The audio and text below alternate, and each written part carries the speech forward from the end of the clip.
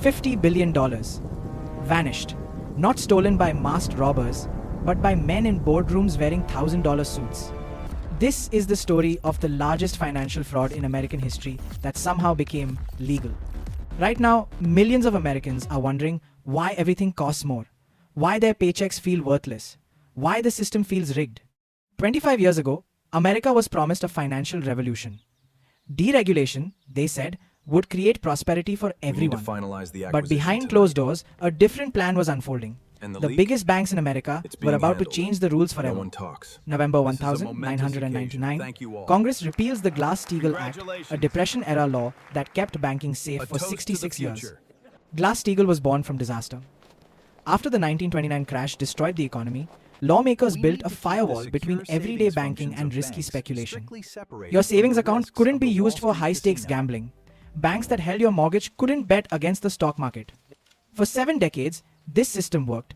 Banks failed at the lowest rate in American history. The middle class thrived. But by the 90s, Wall Street wanted more. Investment banks were making billions, and they wanted access to your deposits too. The financial industry spent over $300 million lobbying Congress.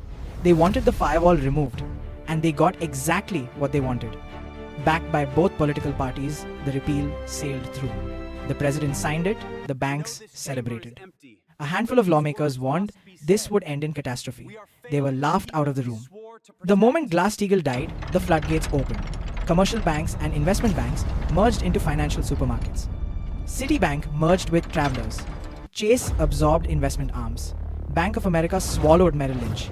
Giants became Goliaths. Now these mega banks could take your mortgage payments, your savings, your retirement funds, and use them to place billion-dollar bets. They created something called mortgage-backed securities. Basically, they took thousands of home loans, bundled them together, and sold them as safe investments. Rating agencies gave these bundles AAA ratings, the same as US Treasury bonds. But there was a catch.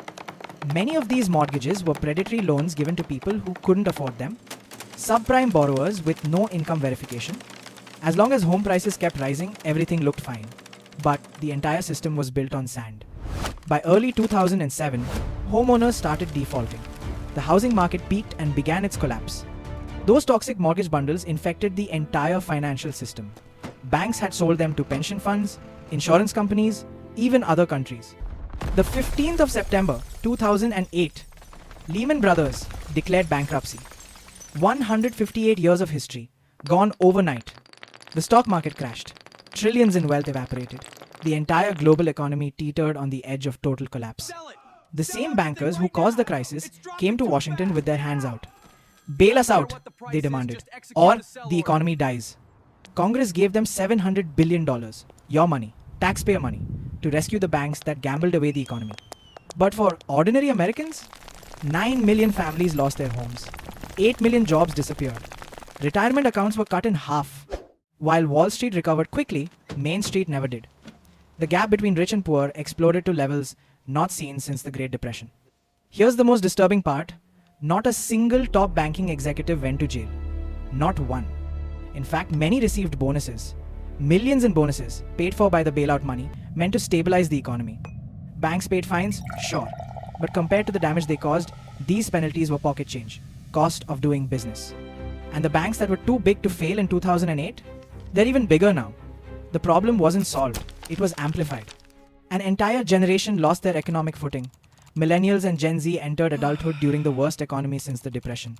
They graduated into joblessness, drowned in student debt, couldn't afford homes their parents bought at 25. The American dream became the American lottery. Today, that crisis still echoes. Every time you see grocery prices climb, gas prices spike, rent becoming unaffordable, you're living in the aftermath.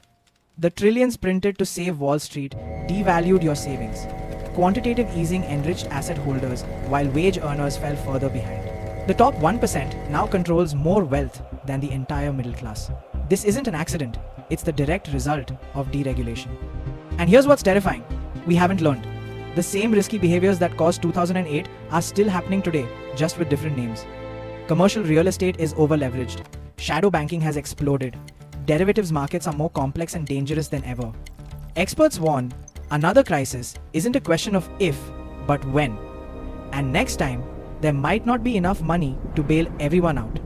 After 2008, Congress passed Dodd-Frank to prevent another meltdown. But over the past decade, it's been systematically gutted by lobbying. When the next crisis hits, it won't be the hedge fund managers who suffer.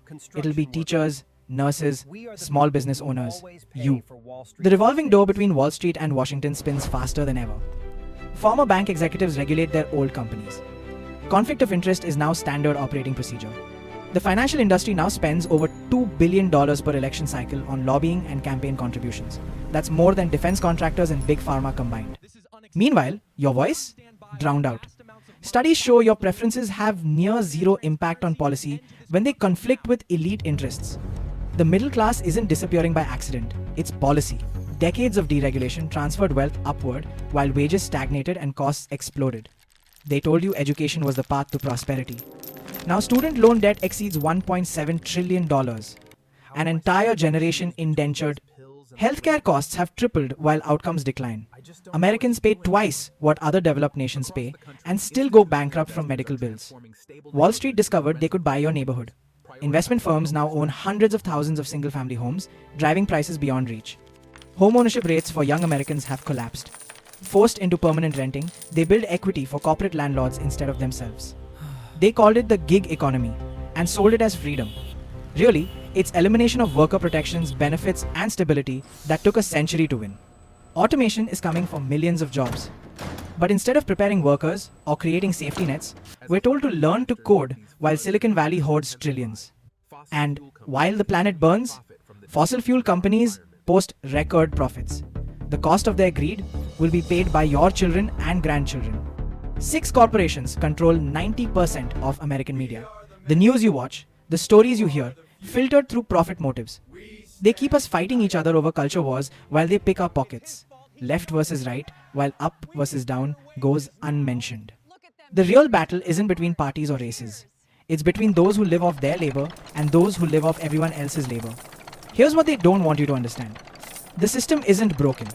It's working exactly as designed. For them, not you. We've been here before. The Gilded Age, the Roaring 20s. Extreme inequality always precedes collapse. Always. Right now, America is approaching that breaking point again. You can feel it. The anger, the frustration, the sense that something has to give. But here's the thing about empires built on exploitation. They only survive in darkness. Shine light on them and they crumble. We're at a crossroads. We can continue down this path toward oligarchy, or we can remember that this country was built on something different. We the people, not we the corporations, not we the billionaires. The economy is supposed to serve the people, not the other way around. Change is possible, but it requires us to stop fighting each other and start demanding accountability from those who rigged the game. This is what Empire Audit does. We follow the money, we expose the system, we show you who benefits and who pays the price. Every week we'll audit another piece of the empire. Follow the money trails, shine light on the deals made in boardrooms and backrooms. You're not alone in feeling like the system is rigged. Millions of Americans are waking up to the same truth. That's why they fear us. The antidote to their power is your awareness. When you understand how the system works, you can't be manipulated by it anymore. Next up, we're investigating the pharmaceutical companies charging Americans 10 times what they charge Europeans for the exact same drugs. No corporate sponsors, no political bias, just evidence, documents, and the stories they don't want you to know. That's the Empire Audit promise. If you want to understand the real forces shaping your life, hit subscribe. Share this with someone who needs to see it. And drop a comment. Tell us what you want us to investigate next. This is your audit too. Let's hold the empire accountable together.